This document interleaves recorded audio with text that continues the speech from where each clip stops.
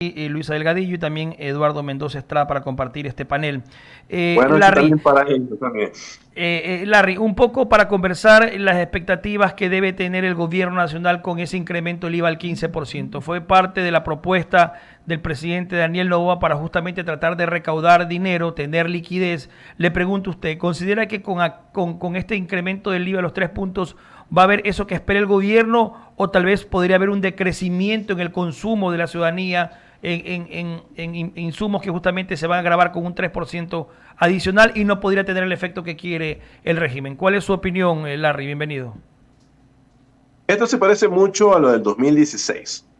En 2016 se subió el IVA y el efecto fue amortiguar la caída de recaudación tributaria. La recaudación tributaria nunca creció. Nosotros en la proforma presupuestaria que envía el Ejecutivo, la del 2024 a la Asamblea, ya pone una disminución de recaudación tributaria porque el Banco Central prevé una desaceleración y especialmente en temas de consumo.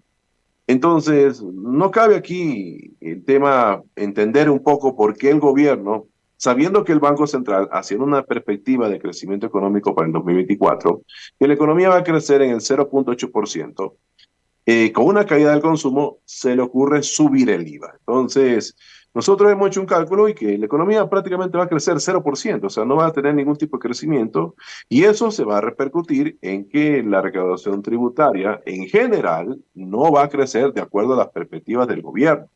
Entonces, lo que nosotros avisoramos es que más bien la recaudación tributaria de los otros impuestos comience a disminuir y eso puede ser muy perjudicial para el Estado ecuatoriano.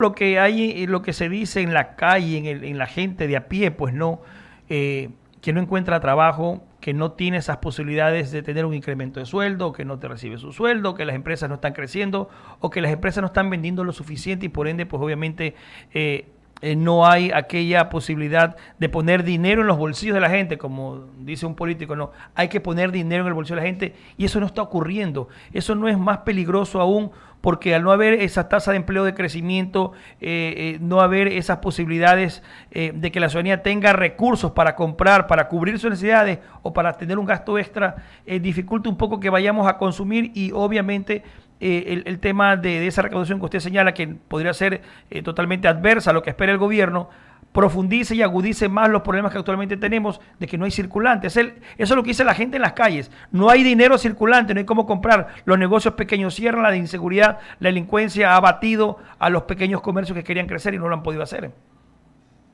A ver, este tema ya viene arrastrándose del 2015. O sea, comparado a lo del 2024, las proyecciones ya serían prácticamente 10 años de estancamiento económico.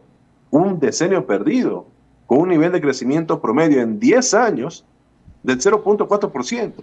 Entonces, lo que dice la ciudadanía en las calles es lo que también está mostrándose en las cifras. Entonces, desde que la economía se desplomó en el asunto de la pandemia con el menos 7,8%, sí, la economía no se ha recuperado todavía, está muy frágil. Adicionalmente a eso, comenzamos a ver las cifras. El empleo, perdón, el desempleo comienza a subir con respecto a enero 2024, con respecto a enero 2023. La recaudación tributaria de enero es inferior a la de recaudación de tributaria de enero del 2023. O sea, la desaceleración sigue mostrando varios síntomas. Si a eso le sumamos los procesos migratorios, yo creo que esa es la situación económica del Ecuador, que se agrava, sí, que se puede agravar, sí, por el tema de inseguridad. El gobierno en ese sentido ha hecho un buen trabajo, ha dado directrices claras a las Fuerzas Armadas, pero este tema se viene arrastrando desde 2015. Entonces, adicionalmente a eso, viene el tema del fenómeno del niño, que inicialmente INOCAR dijeron que, y las otras organizaciones encargadas de estos temas, que las lluvias van a ser de carácter moderado, pero vemos que no es así. Entonces, eso también va a traer secuelas en la producción, va a traer secuelas en la parte de lo que es los precios de los alimentos, que de alguna otra forma se van a ver reflejados ya a partir de las próximas semanas, ¿no? Larry, Eduardo Mendoza Estrada tiene más inquietudes para usted. Eduardo. Gracias. Larry, qué gusto saludarlo. Yo quiero hacerle una consulta y es justamente a nivel económico también, pues porque como usted pues se habla de esto, pues usted es un experto en el tema. ¿Cómo vea el 2024 al final, Larry? Porque la verdad es que yo le pregunto lo mismo a todas las personas, pero la verdad que me preocupa muchísimo porque estamos hablando de que se está pensando incluso hacer una reforma al IES que a mí me está preocupando porque justamente el otro día salió hablando, hoy día creo que, o ayer salió hablando el director del IES y que quiere incrementar al 30% el pago este de, pues, que se le hace al IES. O sea, es altísimo eso, ¿ok? Tanto para la empresa privada como para el mismo empresa pública y también como para el trabajador. Cuéntenos un poquito qué opinión le merece. A ver, el estancamiento económico que llevamos 10 años trae varias secuelas. Problema en el mercado del trabajo. Entonces, el empleo adecuado no ha crecido en el ritmo que debe de crecer. Ha crecido más bien la informalidad. Por ejemplo, el desempleo se mantiene en una cifra del 3,9% y va a llegar al 4%, algo que se viene arrastrando desde el 2015. Adicionalmente a esto, la migración, la pobreza, el tema de pobreza, y eso va a tener un impacto en la seguridad social. Entonces, nosotros hemos tratado de dar orientaciones, nosotros hacemos el seguimiento de la economía a diario. Entonces, es como la enfermedad, o sea, va mostrando síntomas, y si los síntomas no son tratados adecuadamente, va a empeorar la enfermedad. Por eso que no nos sorprende un poco la actitud del gobierno, porque los primeros dos proyectos de ley estaban en el camino correcto. La ley de eficiencia económica y generación de empleo, la ley de eficiencia económica, luego el proyecto que acaban de presentar de fomento al turismo, yo creo que es positivo. El tema con relación a recuperar los dineros robados por el tema de la corrupción, creo que va en la línea correcta. El asunto es, no sé si el Frente Económico tiene injerencia con asesores externos, pero plantear aumento de impuestos en una economía deprimida no va a generar crecimiento económico. Eso está en cualquier texto de economía básico o en cualquier experimento social a nivel global. O sea, tratar de subir los impuestos en una economía deprimida no va a generar los resultados deseados. Eso ya se ha venido practicando en varias oportunidades y no ha funcionado. Entonces, ¿cómo va a funcionar para este año? Entonces, con respecto al tema de la seguridad social, sí, efectivamente todo esto trae y afecta a la seguridad social. Creemos que antes de tomar decisiones, y esto siempre decimos, hemos sido muy claro, deben presentar un estudio actuarial, porque están dando cifras, plantean aumento de la edad de jubilación, aumento de años de aportaciones, aumento de la tasa de aportación, pero no se conoce la realidad del seguro social. Dan cifras de manera, pongámoslo desde el punto de vista de quienes están al frente de la seguridad social, pero no se las publica. Entonces, yo creo que por ahí va el primer punto, el tema de la transparencia. El tema de la conformación del Consejo Directivo va a ser crucial. En la Asamblea se está tratando una ley de reforma a la Seguridad Social y al Banco de los Afiliados. Ojalá sirva por un poco para quitarle tanto poder al gobierno, porque el gobierno ha sido el causante de esto. No estoy diciendo este gobierno, todos los gobiernos anteriores han sido causantes de la crisis de la seguridad social. Entonces, quitarles a ellos la administración y pasar, en este caso, para los verdaderos ellos que son los afiliados y los jubilados, pero que a su vez también los afiliados y los jubilados deleguen esa administración a empresas especializadas que permitan mejorar la rentabilidad. Entonces, con eso vamos generando cierta transparencia. Entonces, ¿para qué?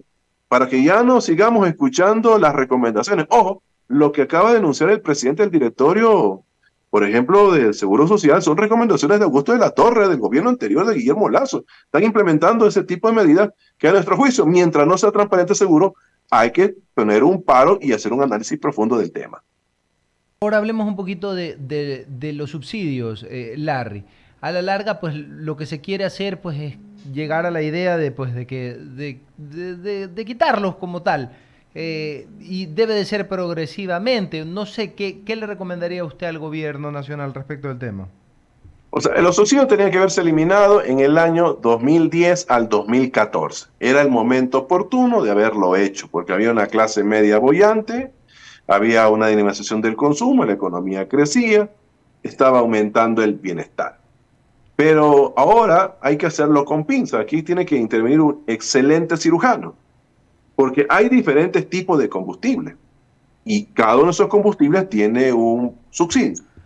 Entonces, ¿qué tipo de subsidio? Bueno, nosotros hemos planteado el gas industrial y a su vez también el diésel industrial. ¿Por qué? Porque ya los empresarios han recibido, miren, la última ley de eficiencia económica de empleo le da incentivos tributarios.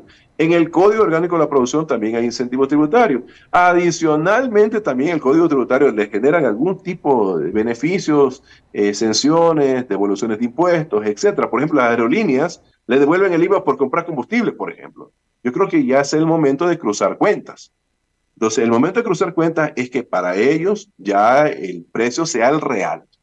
Sí, y de ahí poco a poco ir viendo, midiendo para no hacer desplomar la economía. Pero si comenzamos a ir, o sea, que vamos a subir la gasolina Ecopaís y la extra, que la paga la clase media. De hecho, hay doble impacto ahí. Primero, que el ciudadano va a pagar más por combustible. Y estamos hablando de vehículos de no alta gama. Segundo, los gastos adicionales de que genera el aumento del combustible. Sube el transporte escolar, sube las carreras de taxi, sube un sinnúmero de servicios vinculados al transporte. Entonces, todo eso genera, de alguna otra forma, disminución del salario, especialmente de la clase media, y de efecto ping-pong en la clase popular. Entonces, creemos que hay que ser, pues, insisto, un cirujano, buscar dónde y en qué tipo de combustible se pueden eliminar, pero insisto, la política fiscal no puede ensañarse con la clase media, porque si no, oferta sin demanda, lastimosamente no funciona. Y dada la condición actual de la economía, que es una profunda desaceleración, más bien hay que empujar la demanda, o sea, empujar los niveles de consumo para que la oferta pueda funcionar. Ya le vamos a dar paso a Luisa Delgadillo, mandarle un abrazo fuerte a mi sobrino Franco Tati que nos está escuchando justamente y a mi hermana Valros que me acaban de escribir y decirme pues que le mando un fuerte abrazo. Estamos hablando con Larry Review, mi banda, vamos a hablar con Luisa Delgadillo. Luisita. Gracias, mi querido Eduardo. Larry, qué gusto saludarlo siempre. Hola Luisa, ¿cómo ha pasado? Bien, bien, gracias a Dios. Enhorabuena poder conversar con usted. Lo he escuchado con atención, sus valiosos criterios en torno a la situación difícil que enfrentamos como país y todas las alternativas y aristas que usted sugiere pudieran llevarnos a una salida de la crisis económica. Y en ese mismo contexto, quería yo preguntarle, ya que uno de los graves problemas que tenemos es el tema del desempleo, más allá de que no con eso quiero obviar el hecho de que a través del Ministerio del Trabajo, así lo dijo su titular y lo ratificó en la entrevista que tuve la oportunidad de hacerle al presidente de la República, se habían podido crear 50,000 empleos jóvenes. No es menos cierto que dentro de las preguntas de la consulta popular se está planteando el dar paso al contrato a plazo fijo y también el contrato por horas. Larry, ¿cuán importantes son estas propuestas y en qué medida van a propender a generar nuevas y más plazas de trabajo digno y de alguna manera formal que puedan también ayudar al mejoramiento de la economía de las familias ecuatorianas y del país? Le pregunto esto porque considero que usted es una voz autorizada para darnos un buen criterio y a quienes nos escuchan saber cómo votar en torno a esa interrogante que se plantea en el referéndum. Mire, yo voy a ser coherente con lo que siempre he dicho con respecto a las modalidades de trabajo en el Ecuador. El Código de Trabajo establece prácticamente la contratación tiempo completo y la contratación tiempo parcial, que es por 4 horas. Y hay que respetar los beneficios de ley. La cuestión es que en el Código de Trabajo hay algunos candados. Candados que, por ejemplo, lo pone el Ministerio de Trabajo. Si se eliminaran esos candados, automáticamente en el país se podrían contratar con facilidad la jornada completa y la media jornada. Yo creo que eso sería un punto de avance en ese sentido. Entonces, plantear el contrato por hora, bueno, veamos las experiencias. ¿Qué pasó en la ley de apoyo humanitario? Que más o menos tiene algunos tintes con respecto a lo que se plantea en la consulta popular. Incrementaron las demandas por parte de los trabajadores. Entonces, hay que un poco balancear.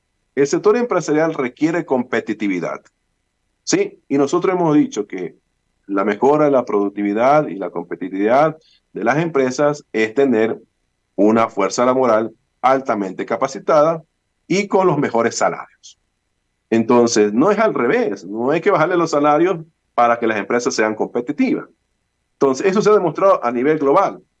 Entonces, creemos que en ese sentido, bueno, la contratación por hora quedará bajo responsabilidad de la ciudadanía al momento de votar.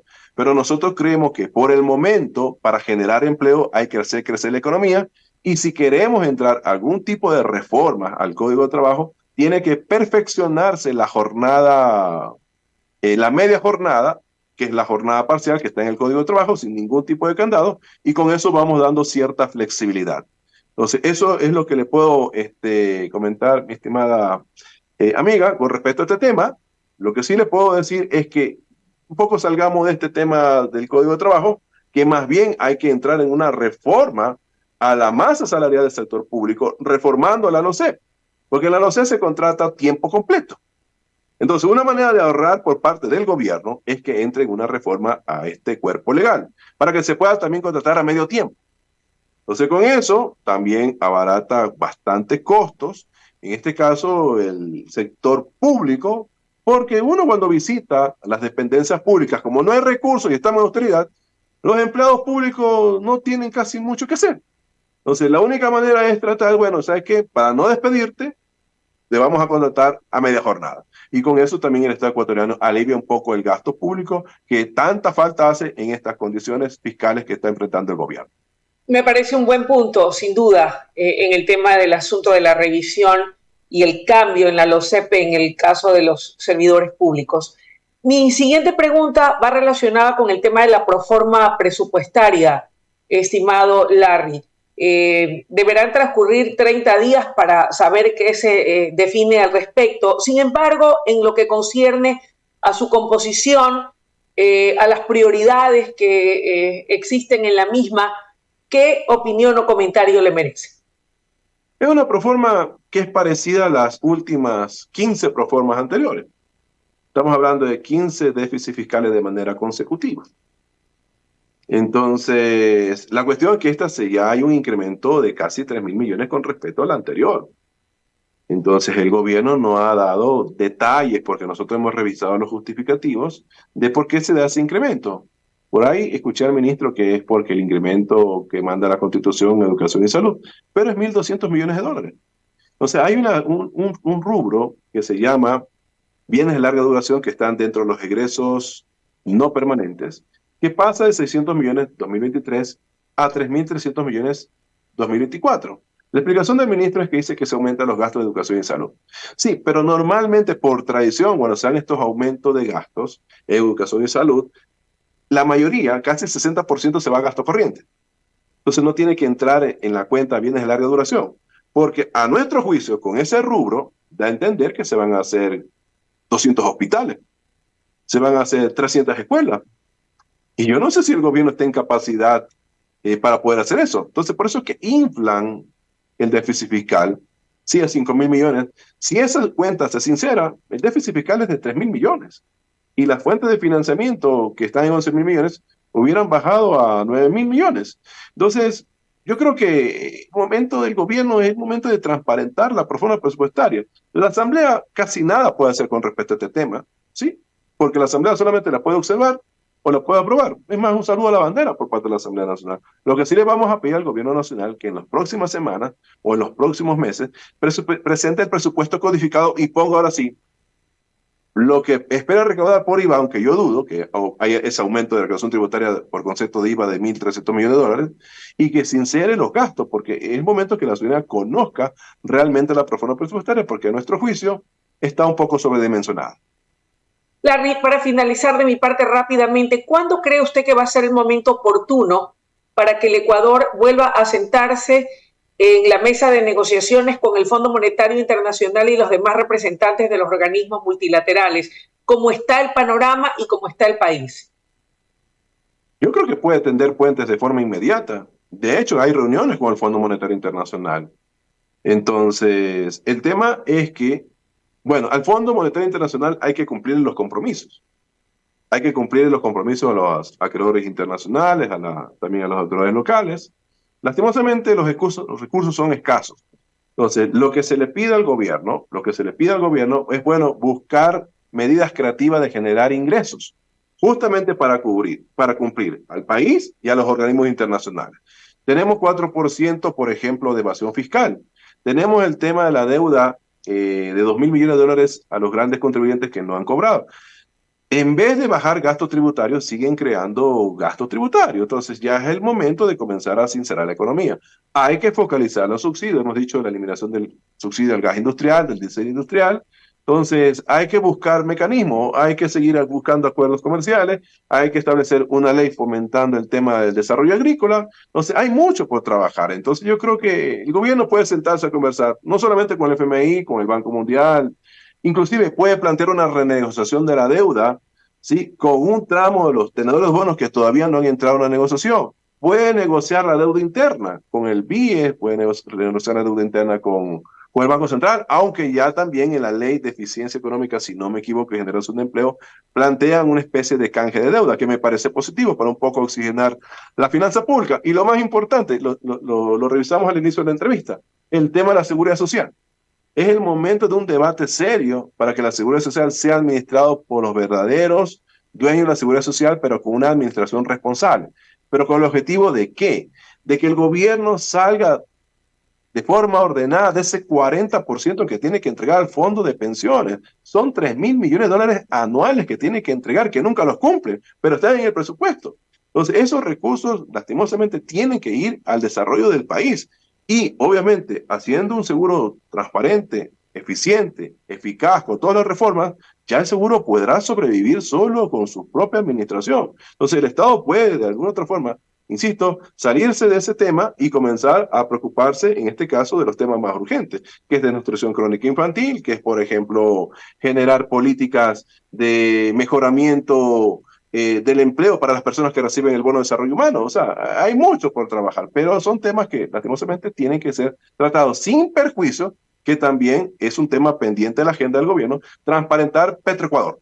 Yo creo que por ahí también va otro tema muy importante de transparentar las cifras, porque nos ponen unas cifras realmente, a nuestro juicio, un poco sobredimensionadas del papel que hace Petroecuador en la economía, que también tiene que entrar en una profunda transparencia. Así es, Larry, lo importante es que se vayan delineando, ¿no? Cuáles son estos sectores que pueden seguir ayudando a reactivar la economía del país, que no solamente dependa del petróleo, que no solamente dependa de uno o dos productos en el país, tenemos tantos. Ya se ratificó el acuerdo comercial con Costa Rica y así sucesivamente se está planeando otro con Canadá en buena hora y se siga trabajando en esto, que se siga realmente explotando en buena lead, en buena onda, el tema de diferentes sectores y productos que puedan abanderar la economía del país. Larry, gracias por haber estado con nosotros. Gracias a ustedes, buenas noches y también buenas noches a la audiencia. Un abrazo para todos. Nos despedimos, Luisa, Leonidas, bueno, pues ya Eduardo Mendoza Estrada partió, al igual que Mauricio Casa, pero están todos cordialmente invitados mañana a 6 de la mañana en Diálogo Segunda División, Diálogo de la tarde, no se pierdan hoy también. Hoy 21 horas. Diálogo nocturno, 21 horas, estaremos conversando, bueno, estará Enrique San Martín conversando con el asambleísta independiente, expresidente de la República, Lucio Gutiérrez. Luisa, la despedida. Un abrazo fuerte. Gracias. Buenas noches, compañeros. Hasta mañana. Buenas noches. Buenas noches.